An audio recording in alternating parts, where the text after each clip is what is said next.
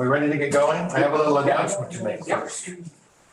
This is something to talk about from the Bainbridge Island Senior Community Center. We're sponsored by Fieldstone Communities of Bainbridge Island, which offers memory care and is constructing assisted living and independent living up on Rolling Bay. They also have day stay and respite programs. To learn more, call 360-689-4314. And we are meeting on the ancestral homelands of all kinds of bees, as well as the Suquamish people, the people of the clear salt water. And so we'd like to acknowledge that this land and associated waters has been taken care of by them since time immemorial. We're grateful for their hospitality. And I am wearing this delightful hat because he's forced to. Because I'm forced to. Because Charles Shafer is here to talk about bees. Hi, Charles. Howdy. This is our little microphone so the folks at home can hear you. Perfect. Ready to head out? Take it away. Okay, you guys, thanks for showing up. You don't have a goofy hat on your head. You have a goofy head with no hat on. Goofy hat. They're over there. All right. Potpourri. Well, thanks for coming. Speaking of the Native Americans, the Suquamish, the honeybees aren't native to the United States. Bumblebees are, mason bees are, but the honeybees were brought over by the colonists in 1620s and skep. By the colonists from England. Yeah. So they brought them over in the skep, and they used this grass, the straw, to weave it because it was too hard to harvest wood and build stuff. This was cheap. It didn't cost them anything, just like thatched roofs. So they built skeps like this, and they'd hang them or put them on a shelf in the boat, and brought them over to Virginia. Didn't get to Washington until, I think, 1850, 1860. Didn't get to Alaska until 1920s. That's how long it took for them to get over there. The guy that took care of these things was called a skepist. And when the hive would get larger, they would add a row of woven grass. And those were called eeks, E-K-E. And that's where that's Old English, that's where we get the expression to eke out a living, to eke out an existence. Yeah. Did you say they brought the bees over? Yes. The honeybees over. Rather than harvesting what were here already? We didn't have honeybees, we had bumblebees. Oh, really? Yeah. Okay. And Native Americans called them white man's flies because they were puzzled and stunned by it. Honeybees are imported. Oh, okay. Yeah, they are. And they just moved westward. The Mormons were great proponents of honeybees. Their flag has a skep on it, Utah flag. And when they applied for statehood, they wanted to call their state not Utah, but Deseret, D-E-S-E-R-E-T. That was their word for honey. And everybody in Congress said that's too many syllables, I think that's what they said. And shortened it to Utah. And I think the Mormons, this is conjecture on my part, I think they so admired the storage of food by the honeybees, they paralleled that in their quest to store so many years of food in their homes, in their hives. I think the only thing they were challenged by, the Mormons, was this is a matriarchal society, not a patriarchal society. I don't think they've accepted that yet, but even though they really reverentially adore the honeybee. So this is a skep. This is what it started with, cheap. Some people around the world still keep them in these. And the only way they would harvest it is they kill them all. They'd hit them with hot sulfur smoke, scoop everything out, and they probably had a lot of bee legs and antennae and bee parts in their honey. And they'd probably look at our honey today as being way too pure, not enough roughage to chew, no crunch in the honey, because it was too pure, filtered too many times. Yeah. So they would hive up in there. Yes. And so how would they get in and out between the grasses? No, they'd hang this up. Right. It would get in between. You can hang it up like this, or as you're building these eeks, you can make a little opening and they come in there. So you could set it on a shelf and they go through in the hole like that. So that's how it started in the good old US of A. And I have two poems. I'm going to read a stanza from each poem. Those are beehives? Yeah, that's called a skep. One of the first ones that brought over here. And like I say, some people in the world still use them. First poem is by Mary Oliver, first stanza, called Hum. Mary Oliver's one of my sweethearts. It's love almost too fierce to endure, the bee nuzzling like that into the blouse of the rose, and the fragrance and the honey, and of course the sun, the purely pure sun shining all the while over all of us. The sun will be back someday, you guys. Sheer conjecture on my part, but hope springs eternal. The next one is by E.B. White, Song of the Queen Bee. This is about the queen bee, kind of full of mischief. On her mating flight, you'll be able to tell how the vibe in there. I'm a bee, I know about love. You go upstairs, you go above. You do not pause to dine or sup. The sky won't wait, it's a long way up. You rise, you soar, you take the blue. It's you and me, kid, me and you. It's everything, it's the nearest drone. That's where the guys come in. It's never a thing that you find alone. So that's a silly one, goofy one, and Mary Oliver is the sweet, serious one. So we're gonna get into a few languages and differentiation between solitary bees, bumblebees, and honeybees. The honeybee has been able to be studied because there's so many of them and they're so ubiquitous, and they're not solitary, they're social. So they're everywhere and they connect. So there's research all over the world, has been going on for thousands of years. 20,000 species of bees, 7 of them are honeybees. Bumblebees, 300. Stingless bees, which are solitary bees, 500 to 600. So it's the honeybee, even though they're the ones that catch the headlines because of colony collapse disorder and because of their pollination that they do commercially, they're a tiny fraction of the bees. So you can see by that backyard bees in North America. Most of those are solitary bees or bumbles, and there's one honeybee up there. There's some of the bees you might be, and you can ask questions anytime. You can stop me flapping and just hurl a question at me. That goes for you people too. Yeah, Are those bees life size? The ones yes, I think they are. As am I. we're like, Yeah, yes. Are they different aggressiveness, different types of bees? I mean, are honeybees less aggressive than bumblebees? Good question. If they're defending something, now the species of honeybee, Africanized bees, have a chip on their shoulder. And Italian bees are kind of Mediterranean, laid back, but genetically, sometimes they get an edge to them. It all depends on their history, genetic history, be it from the drones that the queen mates with or from the queen's background. Yes? Are all bees, all varieties suffering hive collapse equally? No. Okay. No, the solitary bees, they're kind of like Howard Hughes, if you remember that doofus guy with the long fingernails and craziness. Well, the solitary bees, they build their hives in the ground. They drill a shaft, main shaft, and little side shafts. Not many, 6 or 8, 5, not many at all. And they come out when the weather's hot. They hatch out when the weather's hot. So in the spring, you get mason bees, which are native to the United States, and bumblebees. And then you get the honeybees when the weather gets better and the flowers are out. So for pollination, you have to have 3 things. You have to have flowers in bloom, you have to have weather, accommodating weather, and you have to have pollinators.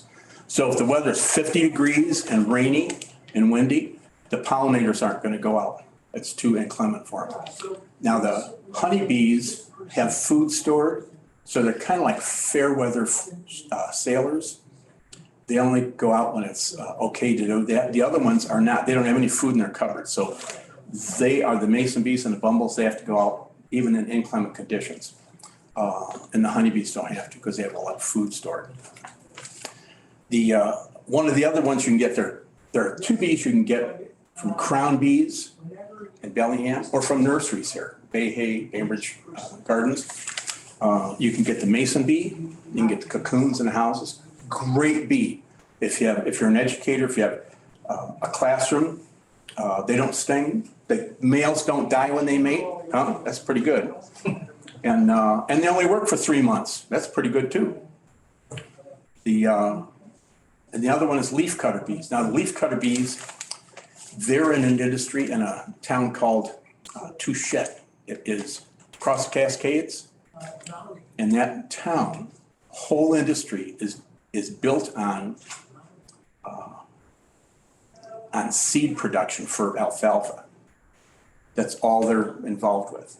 And they have, it provides good nectar, but the flower parts are such that honeybees kind of pollinate it when they hit it. Bumblebees kind of pollinate, but the leafcutter bees really can get into that flower and cross-pollinate with all the other alfalfa plants. So they increase seed production like that. So what they've done in Touchette is they have about 2 or 3 football-sized areas of land that is dedicated to housing all the leafcutter bees year after year after year. And they have moisture irrigation pipes in there to keep the ground moist. And they're called alkaline bees because they throw rock salt on top of the bare earth. The bees can smell that and they're attracted to it. So I don't know what would happen if the leafcutter bees were gone. That whole town would probably collapse. And speaking of bumblebees, you can order bumblebees from a place in Michigan. It's a Dutch company, and they send out bumblebee nests around the country, primarily to squash growers, greenhouse operations for tomato plants. And I thought they would, the first time I ordered them, she wouldn't tell me anything. She told me when I was asking questions, she says proprietary information. And I said, so the next woman I got filled me on everything. Because I thought what they would do is harvest sperm from the drones and artificially inseminate the queens. Because they get orders for huge operations. And it's not like they're making sausages. They have to have a fertile queen that's mated and is laying eggs, has a viable nest. But this woman told me that they have natural mating rooms. They should have one of those here, right? But I was stunned at that. They never had one of those when I was in college. But I think they did, but nobody told me about it. That's the problem I have. That's the issue I have. So the rest of this is we're going to talk about the hive, products of the hive. I have a question. Yeah. Because you were just talking about bees good for squash or bees good for alfalfa. So if you're trying to encourage your vegetable gardens and are there specific bees, like are mason bees a great bee? They're a great bee, yeah. Mason bees probably their best because when they pollinate, the honeybee, when they come into a flower, they kind of land gently and descend, kind of like a helicopter.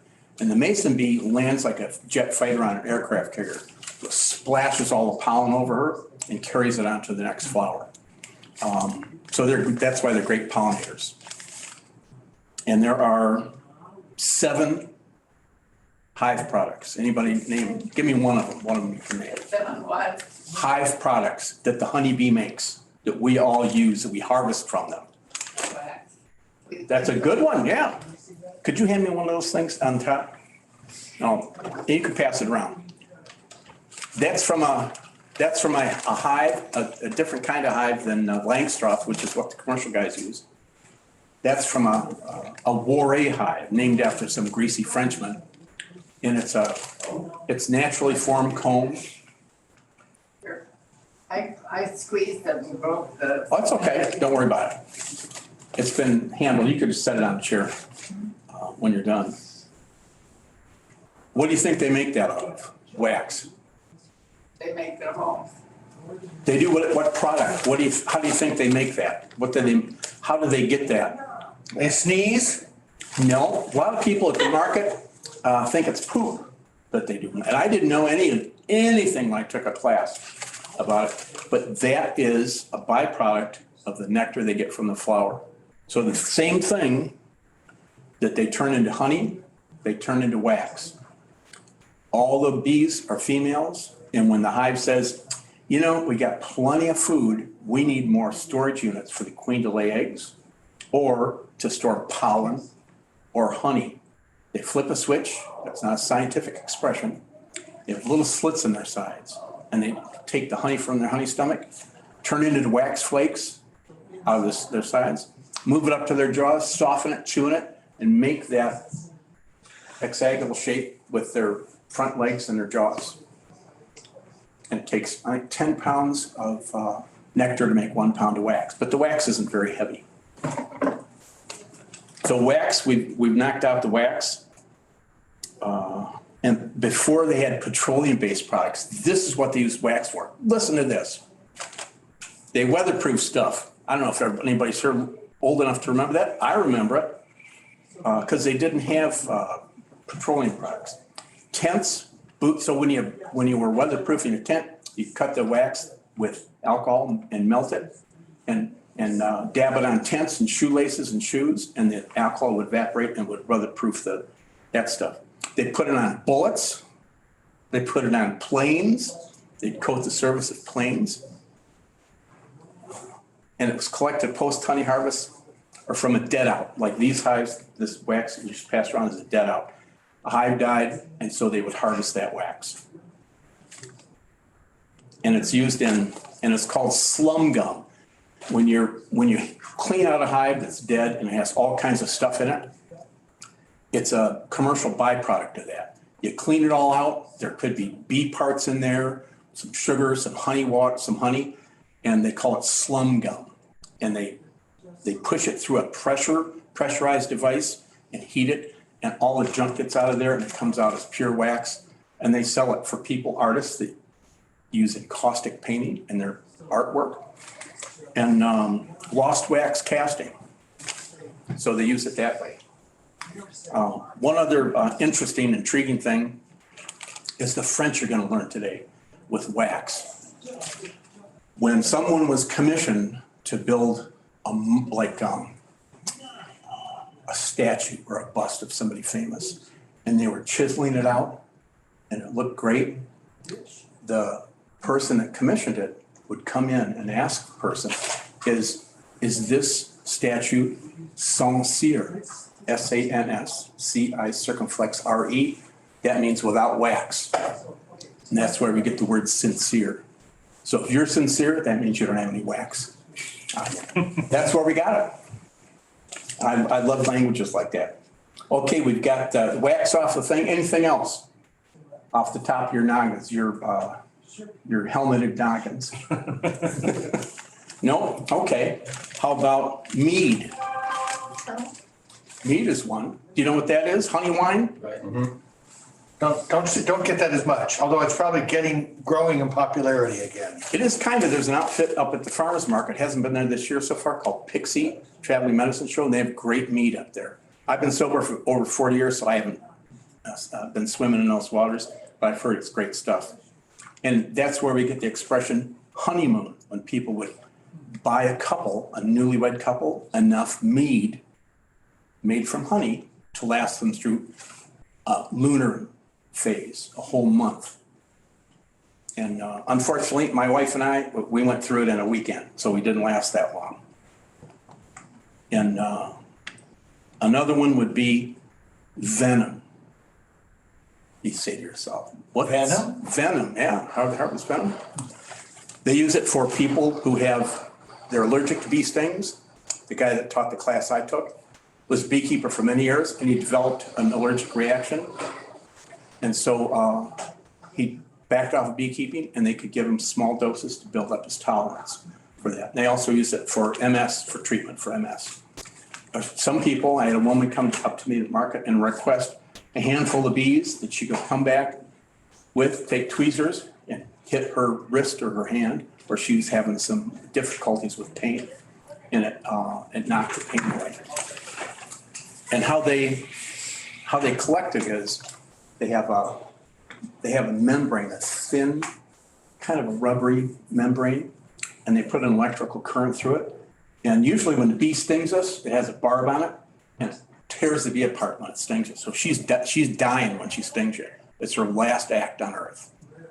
The queen doesn't have a barb, and she's not a stinging crazy woman, but so she doesn't die when she stings, which comes in handy when she kills all of her opponents in the hive when she's breaking out the first time.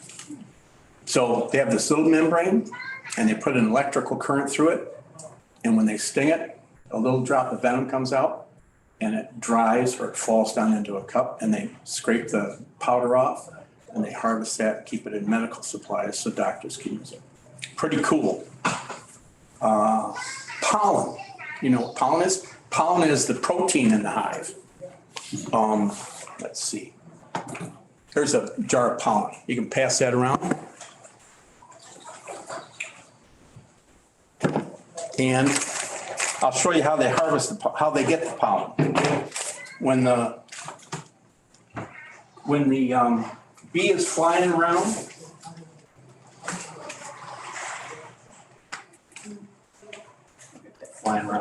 sorry, here she is. When bees flying around through the air, she builds up static electricity on her body. And the flowers all have electrical charges. And this, I'm going to tie two things in here.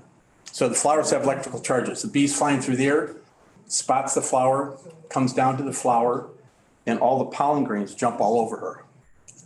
And that's a protein. And when a bee lands on a flower, it changes the electrical charge. So other bees, when they're flying around looking for a flower to suck nectar out of, they can tell that the electrical charge has changed and that restaurant is closed. That's why if you see a lot of bees on flowers and you see one that just kind of stops and flies to another one, that's because that one hasn't pumped any more nectar in and the electrical charge has changed. So it's not like they don't stand out in front of a restaurant for 30 hours waiting for the door to open. They know it's closed. At that moment, they go to other flowers. So this bee lands on the flower, pollen grains jump all over. She cleans herself off, and she has a little basket of hair on her rear leg, packs that in, and keeps it moist with honey from her honey stomach, and brings it back, sorry, probably my stockbroker, and brings it back to the hive, and that's her protein, and they store it up in the corners of the frames, up in these corners. So usually in a brood box where they're laying eggs, they'll put the pollen and the honey on the sides, and the queen will lay eggs in the center. And that's where she lays her eggs, where it all begins. But how do we get all those pollen nodules into a jar? How do we harvest them? This is a little show and tell one. We put this over their front door, and they have to crawl through these little holes, and it scrapes off their legs that you saw into this little container. We harvest it that way. So I'm a little hobby guy, just a couple, 3 hives, but the commercial guys, like 10,000 hives, they will put a more sophisticated industrial sized one to harvest the pollen, and they'll leave it on there for a few days, take it off, because they don't want to kill the goose that's laying a golden egg. So that's how they get the pollen. So we got venom, we got wax, we've got mead, we've got pollen, we've got 3 more: honey, royal jelly, and propolis. What's the last one? Propolis. That's the Greek you're going to learn today. That means for the city or in front of the city. And where's that rascal? It's here it is. This is propolis, and this is I'll show you this thing. Propolis is their way of weatherizing their hive, and they get it from the sap of trees. So this red stuff that you saw on this one, it's kind of like it's a weather preventer. They seal their hive off, and it is antimicrobial, and it keeps the hive healthy. And what they can do, some guy experimented with this. He put a dead mouse into a hive, okay?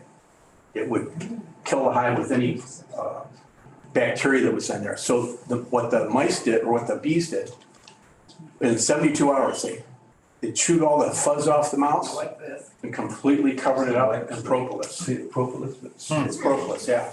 And seals the hive. when it's warm, Wow. it's real pliable, and it has a great smell, great aroma.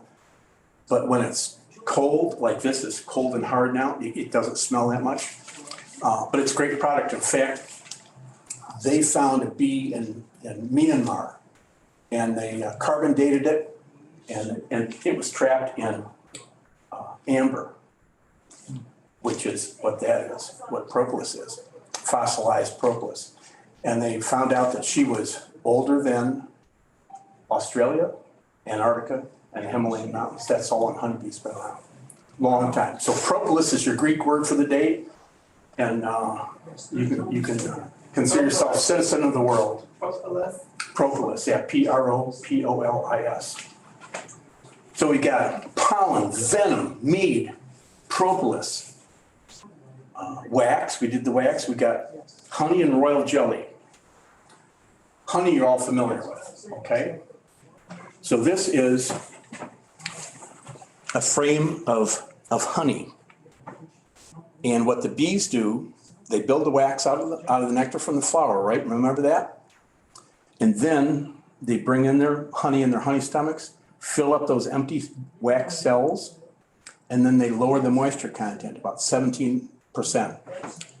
And then they put wax caps over it. That's why it lasts so long. It's a lack of moisture in it. So they'll cap it off like that and chew the wax cap off to feed themselves during the winter. And when we harvest this is how it's harvested commercially from a Langstroth hive. These boxes, I've covered up with stuff, these wooden boxes with frames like this inside of them. Commercially, they harvest honey by scraping all these wax caps off. They have heated knives and machines, but I just use this little scraper, scrape it off like that, put it in the centrifuge and spin it, and the honey flies out of the cells, goes down the sides, and I put a jar under the spigot and harvest it that way. So that's the honey. This is a jar of honey, 2 pounds of honey. And it took the bees 2 million flower visits for this 2 pounds. And they had to fly 55,000 miles to make this 1 jar of honey. So when you see a honey, 55-gallon drums of honey floating around, you can only imagine what that took. And with honey, the enzymes in their bellies turn it into honey. They alter the molecular structure of the sugar content in the nectar. Pollination contracts, when they go out to orchards, an apple orchard, apple blossoms have 45% sugar content, pears have 15%. So if I'm pollinating an apple orchard, I need 1 hive per acre.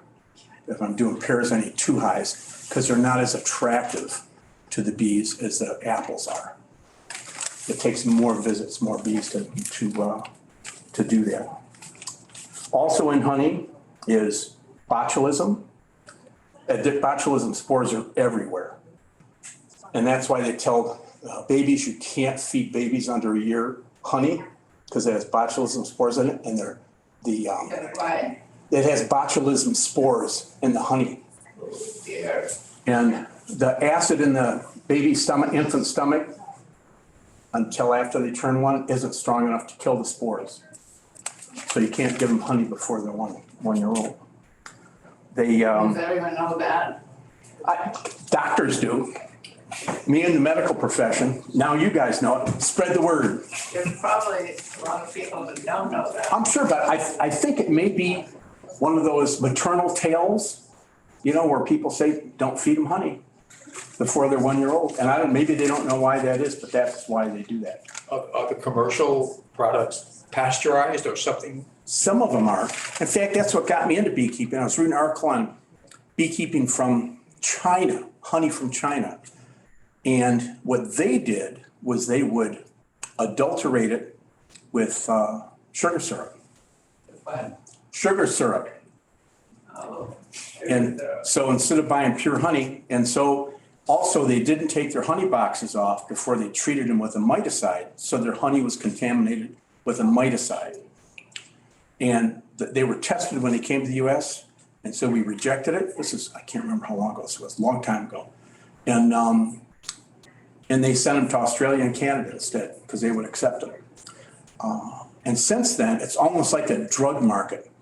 What the Chinese have done, and maybe others have, I'm not sure, they the US can, and other countries can send honey that they've imported to a lab to have it tested for pollen to determine what, okay, I gotta see my son. you're not gonna miss anything.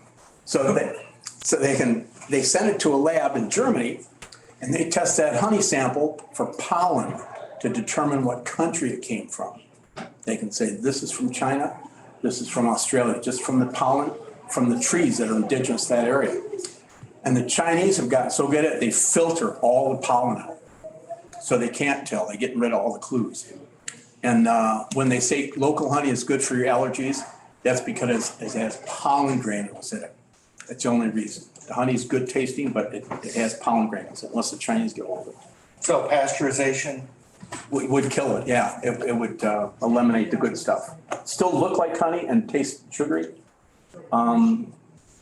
Another fascinating ingredient that happens thanks to the bees and their enzymes is honey has a 3% hydrogen peroxide content in it.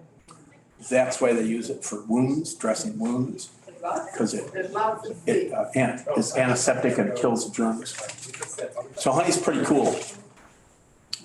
And I think the last one we have Royal jelly. is royal jelly, yeah. Does anybody know what that is or what it's used for? Let's see here. No, it's some kind of medicine, I think. Beauty care products, medicine, it's supposed to make you younger, feel younger. They don't make enough royal jelly for me in that department. And royal jelly is this white stuff you see in the cell. This is a queen cell that's being formed. And it comes out of a gland in the worker bee's head, and it turns a worker bee into a queen bee. That's the magical part.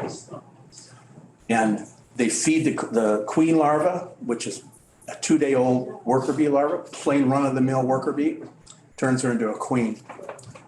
And so the first, remember I told, What turns it into a queen? the royal jelly does. Royal jelly turns, Yeah, gives her 3,200 ovaries. She's ready to go. She's an egg laying machine. She can lay 2,000 eggs a day if she's mated with the right amount of drones up in the sky. And we'll get to that mating flight in a moment. And so anyway, they feed her royal jelly, and the hive will, to survive, let's say, for example, as a klutzy beekeeper, which I was my first year, I still kind of am. I accidentally killed the queen, thinking I was doing a service, and she was in the way, and I didn't know that. They can replace the queen if they have worker bee larvae that's about 2 days old. Anything older than that, too old. Anything younger than that, too young. is a worker bee Yes, 2 days old? the larvae, yeah, the little white grubs. They have to be 2 days old. Oh, then they can be turned into a queen? They can, yeah. And so they make maybe a dozen of those. So as a beekeeper, if I see those queen cells, they're like peanuts. If I see them hanging on the top of the frame, those are called supersedure cells. That means the queen's, I killed the queen, or her pheromones have diminished. She's not the egg-laying machine they remember, and they'll replace her with supersedure cells. If I see them on the bottom, those are swarm cells. That tells me they're crowded. They want to split the hive in half roughly. What kind of cells are they on the bottom? The swarm cells. they're gonna swarm somewhere else. Yes. And so what happens is the queen, this will tell you what kind of society it is when matriarchal society takes over. The first queen that hatches out kills all the others. She has a stingless, a barbless stinger. She'll walk around and she'll stick her stinger into all the other queen cells. And when she kills them all, she'll emit a piping sound by rubbing her flight muscles together. And you can hear it outside the hive. I only heard it once. It's pretty amazing. It's pretty loud. She's telling the hive, I'm the new kid on the block. Your old queen is old, not worth it. I'm taking over. But she's a virgin queen. She can't take over that hive until this is where the guys come in. This is how wonderful we are. So she has to go on a mating flight She can fly up to 10 miles for mating flight. And the drones have been out every day. That's all they do. All the boy bees, they don't have a stinger. They don't protect the hive. They don't bring any food in. All they do is groom themselves in the hive, feed themselves, and take off to the wild blue yonder to find a drone zone, which has got a single spar up in the sky. And every year it's the same location. It's an easy location for them to locate with hills or mountains or trees, easy for them to identify. And so the queen bee, the virgin queen, flies out, finds a drone zone, because the drones and the queen have many sensors on their antennae and bigger eyeballs with many more facets on them, so they can find each other. The worker bees just have to find a flower in the hive, flower in the hive. They don't have all those ingredients on their antennae. So the queen finds them, she mates with a couple of dozen, and this is the demise of the drone. They die in flight. They're torn apart, torn asunder by the mating act. Horrible death, horrible, wonderful death, simultaneously. And so the queen comes back to the hive. Could be a perilous journey. She could be mated, could run into a windshield. A bird could eat her. So she has to come back to the hive to make that hive work. If she doesn't make it back, they're toast. So that's when they have a supersedure cell. When they have a swarm cell where they're going to split in half, roughly in half, the same process happens. They'll make a dozen or so queen replacement cells. First queen hatches out, kills all the others. And the original queen, she's still an egg-laying machine, but it's too crowded in there. It's been a great year. The hive is full of honey and full of brood, just not enough room for them all. So they swarm. And has anybody here heard of the waggle dance at all? Okay, the waggle dance that the bees do, I'm not going to perform it, so I'll throw my hips out, and then it won't be fun anymore. So this is a picture of a swarm. And what they do when they're in the hive and they're getting crowded, they'll send out scout bees, a couple of thousand, and they're scouring the neighborhood to see where they can find a place. And they'll come back, and on this swarm, they will do a waggle dance. The distance on the vertical part tells all the bees how far away it is. The angle tells them the angle of the sun, the direction that the place is. And the excitement of their dance tells them how wonderful it is. So they got a couple of thousand out there doing that. So she could be on this doing the waggle dance and get literally head bumped off the dance floor. Another bee comes in and says, last one was talking about a mailbox a block away. We could live there for a week or two. I found an empty refrigerator. We could live there for years. Generational home. So she convinces some other scouts, and they go to that new location and they pace it off like we would if we were looking for a new apartment to live in or new dwelling. Yep, this will fit. Yep, this will fit. And they come back and convince all the other bees in that swarm that's hanging in a tree, time to go. And when they leave, I just saw that this year when I was catching a swarm. They leave in clusters, kind of like picking apart an apple fritter. I was seconds away from vacuuming them up, and a chunk fell out, and then and before it hit the ground, they took flight. Another chunk, about 15, 20 chunks, and they all headed west, about 50 feet off the ground, maybe 70 feet long, and they just headed off over the horizon. I don't know where they went, but that's how they decided that they were going to go. They were convinced. They do the same thing with flowers in a regular beehive. The worker bees will come back, and on this frame right here that I was showing you, they'll do the same waggle dance for food that they did with housing. Distance, direction, excitement. And then they'll take other scout bees and they'll say, clover, a whole field of clover. We're going to it, this is where it is, and they'll go to the field of clover and they'll follow that bee. So that's where they go. No other bee does that. The guy that discovered this in the 1940s was dismissed as a kind of a foolish guy. And he posthumously, hopefully those words don't keep coming to people after they die, was given a prize, Nobel Prize, for discovering the waggle dance. Carl von Frisch was his name. So we You were gonna vacuum up a swarm? Yeah, and the swarms, they land in odd places sometimes. And usually I get a ladder. It all depends. Sometimes the easiest one I've had was on a lilac bush. And I just walked over, clipped it, the branch, walked over and put it in an empty hive. Real nice. Most of them are in vines or up in a tree. And usually in the past, I climb up in a ladder with a bucket, scrape the bees in, put a net over, and go over and dump them in an empty hive. And if I have the queen in that hive, you saw that picture of that mass of bees in the swarm. The queen's in the center somewhere, and they all look like bananas to me. So she's in there somewhere. If I have the queen in that bucket, when I bring it down to the ground, they all have their butts sticking up in the air, fanning their wings to send a scent, like a semaphore on an aircraft carrier. This is where the queen is. Come on down.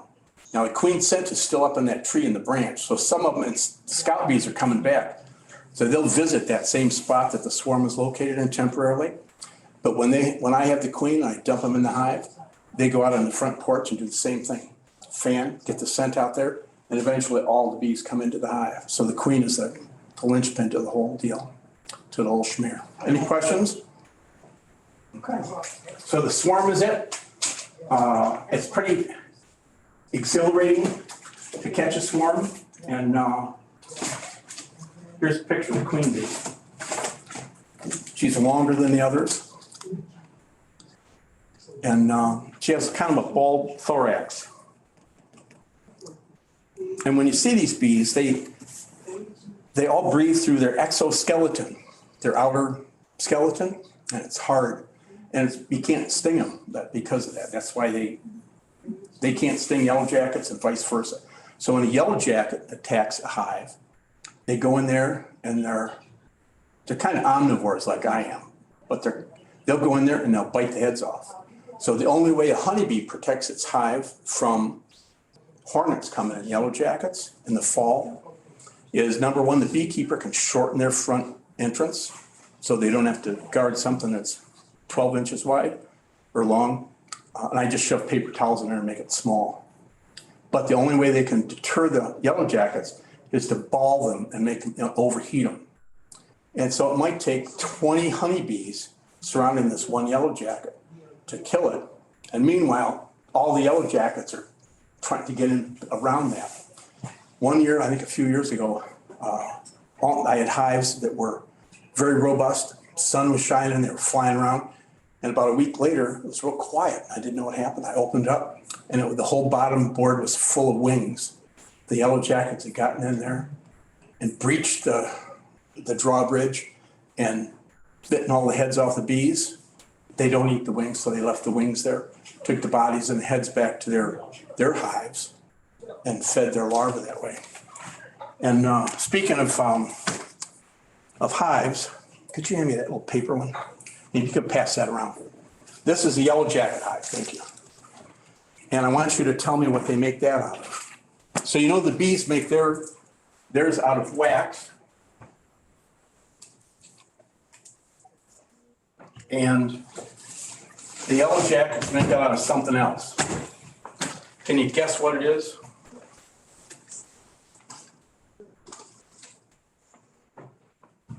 Cardboard. Pretty close, yeah. Pretty close. It's paper mache. They have strong jaws, and you can see the blue on the top of it on the roof. And the blue, all those are little cells where they were hatched out, but the blue in that top part is from the inner vine of grapevines, inner bark of grapevines. And they'll chew, sometimes you'll sit on your porch and you'll see them chewing on fence posts, and they just bring that back and mix it up with spit and spit it out, and that's what they make that out of. Looks like Rita might have a question. Yeah. I do have a question. Can you tell me what Manuka honey is, or what it's different from, the regular honey that we see? It's the source. It's the honey tree from New Zealand. Oh, okay. And it grows there, and they're in kind of a conflict with Australia because Australia realizes that's such a universally preferable honey medicinally and also for taste that they want to label it as Manuka honey, even though New Zealand's been doing that for many, many decades. So they have to reach a detente and accept the fact that Australia might jump on that horse and use it too. So it should be from New Zealand if it's Manuka honey. There are Manuka trees. I can't recall the botanical name of the tree, but Manuka honey is from that tree. And if it grows in New Zealand, I'm assuming it grows in some parts of Australia also. Okay. But Thank that's you. where it would be from.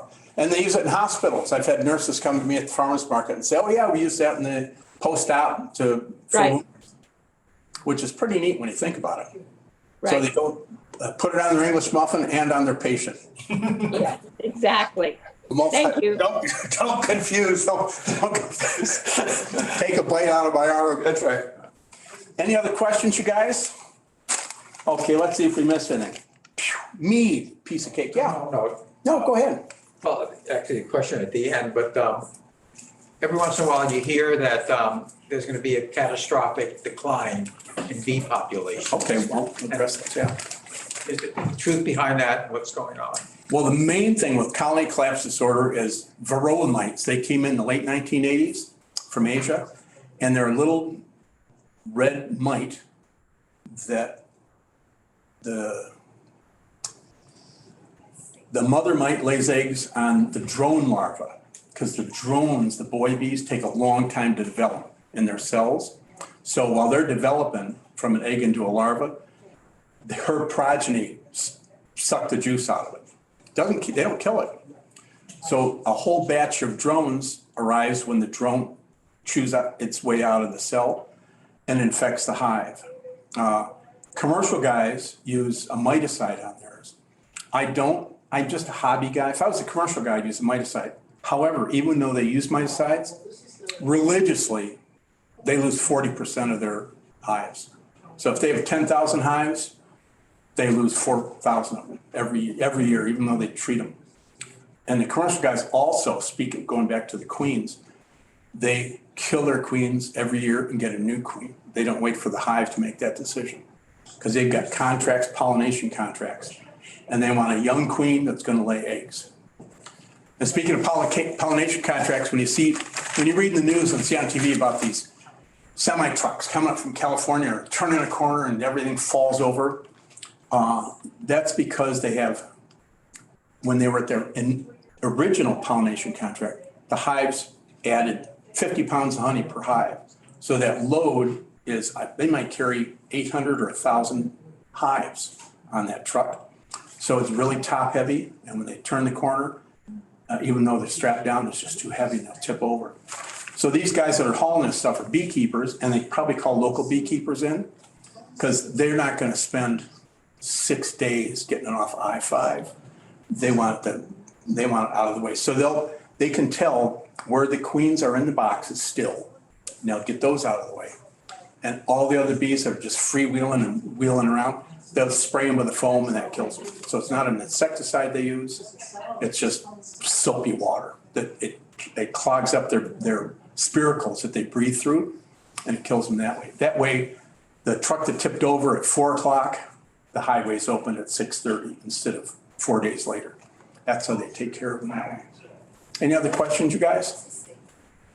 Okay, lots of information. Any questions? Any questions out there in Zoom land? Okay. I'll try another Yeah, one. yeah. So we have, our neighbors are about to start. I think they got a bunch of mason bees. Yeah. So anything we can do to help or encourage what they're doing?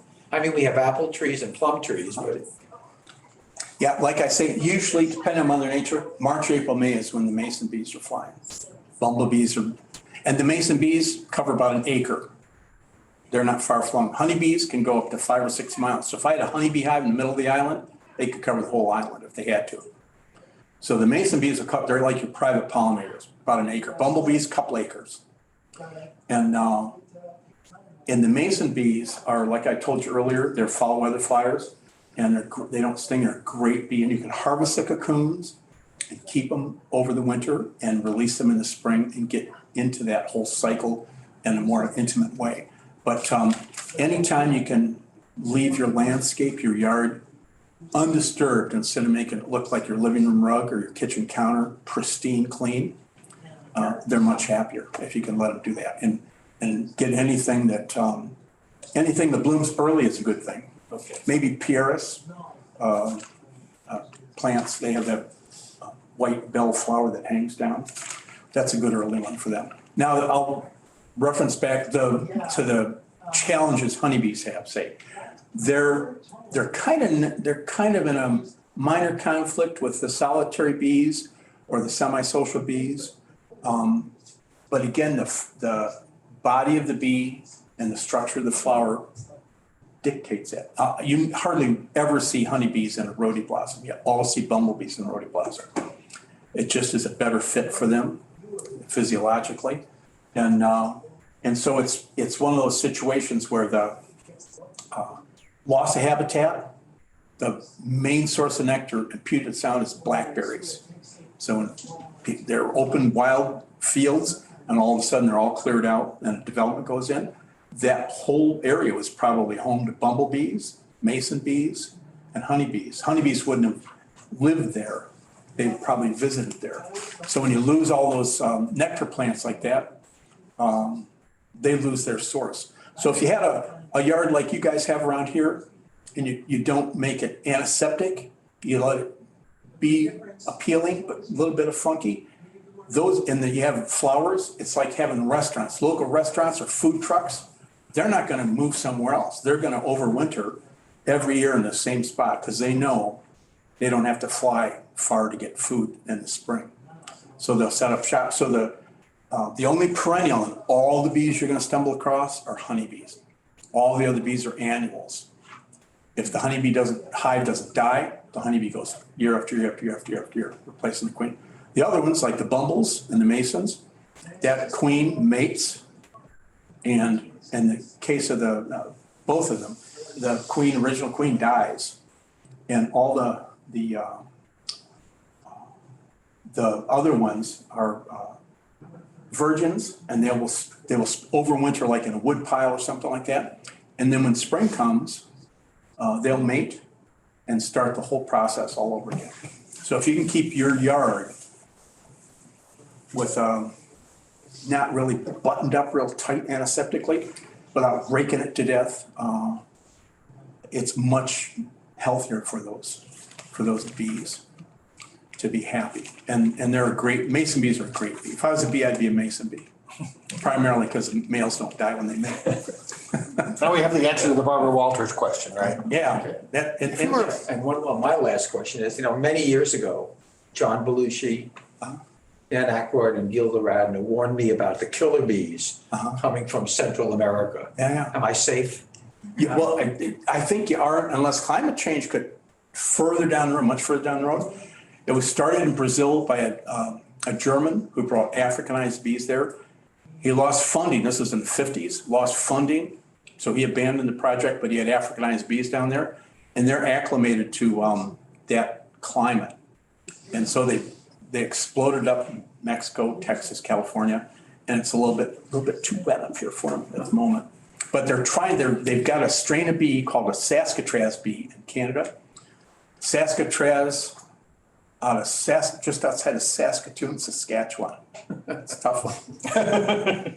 And this guy harvested the sperm from Africanized drones, Carniolans, Eastern European drones, and artificially inseminated queens. So he's got a potpourri of genetic background. So he doesn't have just an ass-kicking Africanized bee, but other ones too. And to have the best of all those worlds. Yeah. So you are parked right where the transit bus is trying to go. Oh, okay. So we're going to thank you very much. My pleasure. Thanks you guys for showing up.